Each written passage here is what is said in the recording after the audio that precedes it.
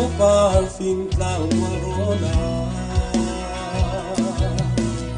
in tiam na in yam ni sinan se in dai na in say nau lem van kan tuan chiao lai kan qua kan ram đi va quang ron a do pang pa kun ting an par kan tuan chiao lai kan qua kan ram đi va quang ron a do pang pa kun ting an par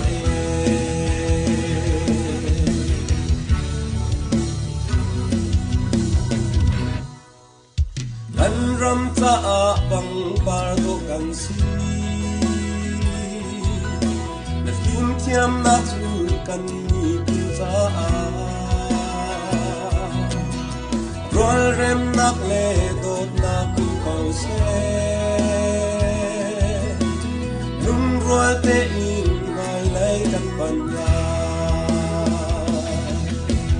kan tuan chiao lai kan qua kan ram đi va quang ron a do pang par kun ting an par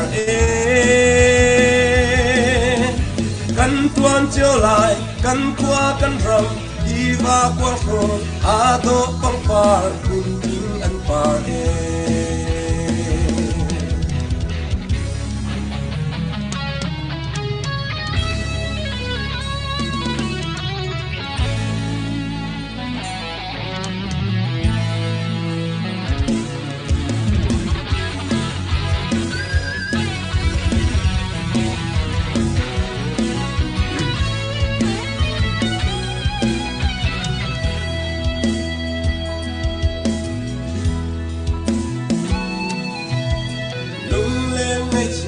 ra in ti ta hau lo kal in tha zau thar la thang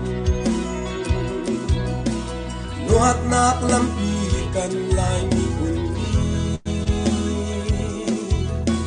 lung lom te in zai la kan dau le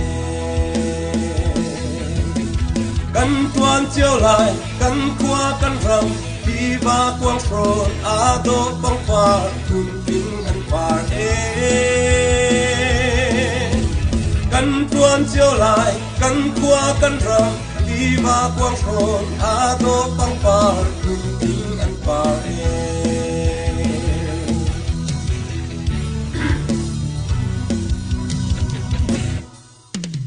kan ram ta a pang par lo kan si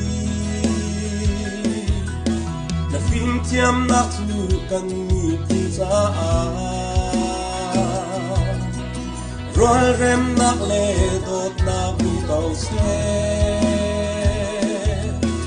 lung rol te in mai lai kan pan la kan tuan chiao lai kan qua kan ram đi va quang ron a do pang par kun ting an par kan tuan chiao lai kan qua kan ram đi va quang ron a do pang par kun ting an par kan tuan chiao lai kan qua kan ram đi va quang ron a do pang par kun ting an par